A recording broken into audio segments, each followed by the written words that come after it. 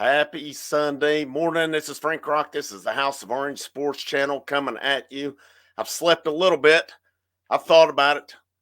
I've gone back over pretty much the whole game as I was there in person for it last night. This is the next day, Tennessee versus North Carolina State. It's a night 51-10. I did a post game last night. It was I got rushed. The ushers people, they were wanting us out of there, so I was trying to get it as much in as quick as possible. I wanted to do it in the stadium. That would be cool, but got a little bit in. Didn't get fully into my thoughts last night because they were wanting us out of there, and I get it. I totally get it. So, but got a little bit in. That was kind of cool to be able to do that. But 51-10 in a game, and let's make no mistake about this.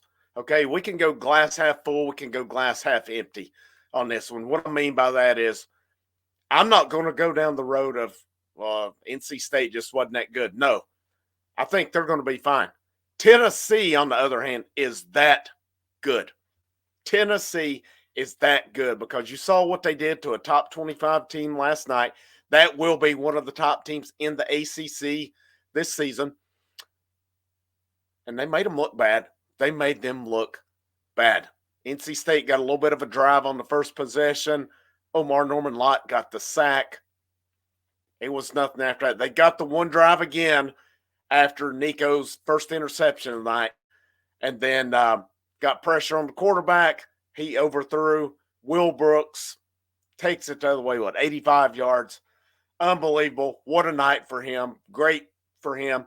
People question offseason, why was Will Brooks starting? Kerry Williams and I, when we talked about it on air, I think we were both kind of the same. I was like, listen, I don't know that it excites me to see a walk-on, but at the same time, these coaches are out there every day. And I said, I'm going to give them the benefit of the doubt until I see something otherwise. Guy was where he needed to be last night. He made his play and went to the house. In 2 games, we've not heard anything about these safeties other than that. That's a good thing because they're not getting burned at any point. Let's face it, guys. This defensive line is the top defensive line in college football. You're rotating guys in and out, keeping them fresh. Rodney Garner had whole units going last night. Who would have thought coming in? Who would have seen this coming that they would hold NC State to 143 yards? Their main running back, Jordan Waters, didn't even have a positive yard last night. He was in the negative for the night. I mean, NC State stats, these are insane. 104 yards passing, 39 yards rushing on the night. You look at their individual. Grayson McCall was 15 out of 22, 104, the one pick, 3 sacks. Smothers, 6 carries, 25 yards. Jordan Waters, 7 carries, -4 yards. Grayson McCall, 9 carries, 6 yards. The other 2 guys were on down the depth chart there as far as I know, C.J. Bailey, Kendrick, Raphael, but just a dominating performance once again by this defensive line. And, the thing that's kind of funny about it as well is you look at, like, the tackles. Who's the tackle there? Just numerous guys had 4 tackles, 3 tackles, 2 tackles. I mean, a lot of guys played last night.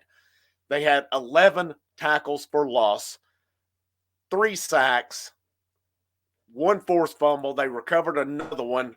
T. Lander recovered that one when McCall bobbled the snap.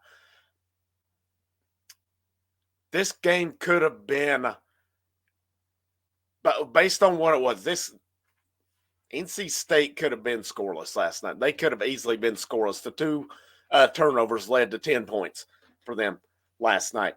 Elsewhere, other than that first drive, they did little to nothing. I mean, it was still a game at 10-3. Let's make no mistake about it. It was still a game when Nico threw the interception. It was a bad read on his part. He knows it. He said it after the game. And, he's on. We still have to factor in as much talent as he has. He still only made 3 starts now. And, if last night was a down night for him, that's a pretty good. That performance from him last night was still much better than most quarterback performances that we saw for a long period of time. down at Tennessee, especially going from when Josh Dobbs left until Hendon Hooker took over.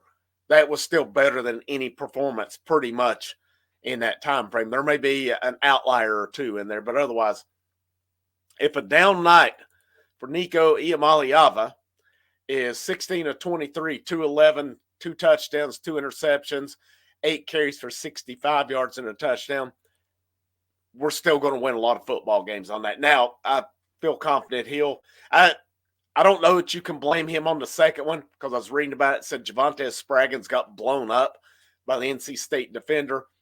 But, maybe that's one where I don't know. I don't know if Nico tried to force it or what happened on that, but obviously it led to the pick 6 for NC State as well. He'll make better decisions on that along the way. The first interception, there were 4 NC State guys around. He was really going to have to put that one on the money, and he wasn't. It was a throw he'd like to have back for sure.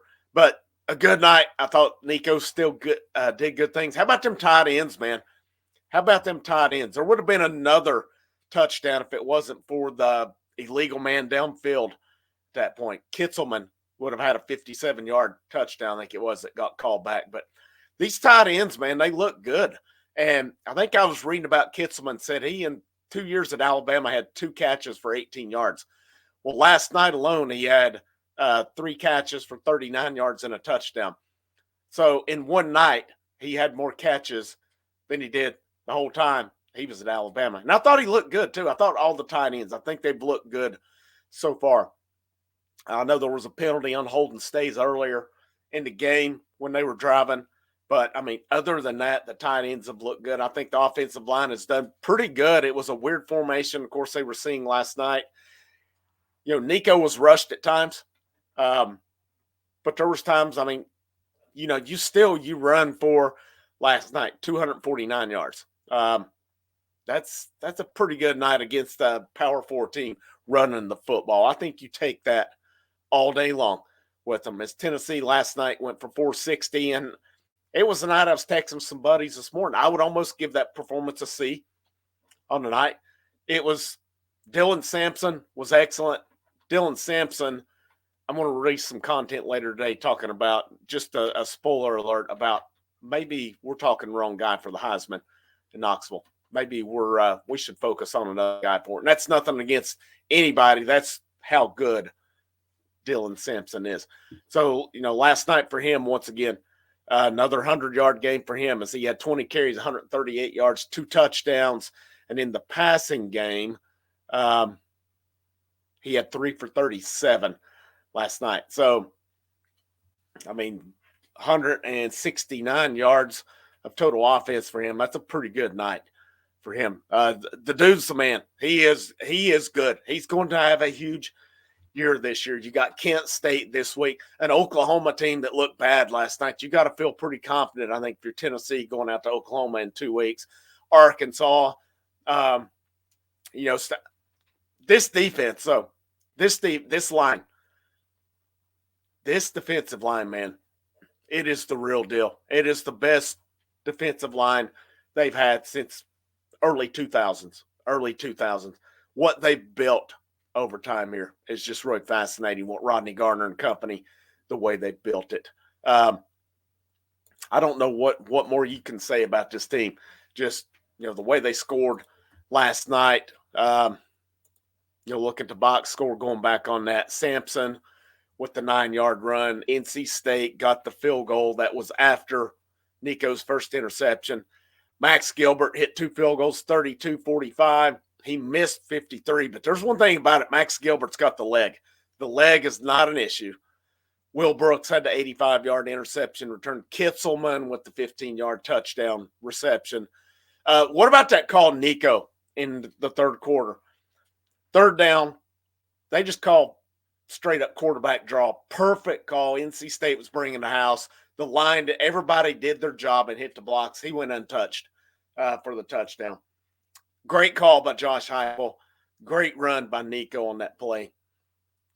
Let's see, third quarter still, Aiden White, interception return, 87 yards. And in the fourth, Sampson, 34 yards. And then Holden Stays capped the night, 18-yard touchdown. It was after 6 straight runs and then they faked it, stays wide open. He took it in for the touchdown. But I mean, I thought Tennessee's offense was efficient. I thought they were good. I didn't think they were great. They definitely weren't bad. They were good last night. A C might be a little harsh, but the turnovers. That's kind of where I go with it. Maybe a B, maybe a low B, or B minus, but defense A plus. NC State. I think I saw Jason Swain on Twitter at some point. He said after that first drive, they didn't want any more of that. That defense, man. They I can't say enough about them. I did a video earlier in this offseason. Can a Josh Heupel team have an elite defense? Long way to go in this one. So far, this is looking like an elite defense. Josh Heupel said it in the post game last night. Said Tennessee is known for elite defense. He said Reggie White, Al Wilson, Eric Berry. So it's not that they've not been trying to build an elite defense. It takes time. It takes time, and that's what that's why it's gotten to this point. Now we'll see when they go against your Alabamas. We'll see what they do against Oklahoma. I've got a lot of confidence they'll shut Oklahoma down. Alabama, what's Florida going to do with their new quarterback? He looked pretty good. Of course, it was not against good competition, but you still, they still took care of business. What are they going to look like when they come to Knoxville? Just a lot around the SEC. Georgia, of course, that's going to be the big one to go with. But this Tennessee team, man, they're the real deal. They are the real deal. The question, what was the deal last night? Tennessee is that good. They are that good of a football team. They're solid everywhere around. And you got to think about this as well. Nico's going to keep getting better along the way. He's pretty dang good now. You just wait till he gets later in the year where he's at. You just wait till next year how good this guy's going to be. This program's in really good hands right now, all the way around. Hope you enjoyed the content here. Hit that thumbs up if you like it. Share it out. If you have not subscribed, hit that subscribe button. It's been a tough, I'm not going to lie, it's been a tough week on here as far as views, subs. The football content's just not registering, and I feel it's very solid content too. But I do know other people have been doing it longer than me, and I'm kind of new to the game on this one, where there's not the saturated market for, say, baseball or basketball. But I'm going to keep producing content. Carrie and I'll be live tomorrow night, 7:30, and we'll talk NC State, we'll talk Kent State, we'll talk a little bit of whatever else we feel we need to talk about tomorrow night. But I hope you'll stay in, keep giving the channel a chance, keep giving the football content a chance. I promise you, it is solid, it is good stuff. But have a great rest of your Sunday. Frank Rock, House of Orange Sports Channel, and last but certainly not least, go Vols.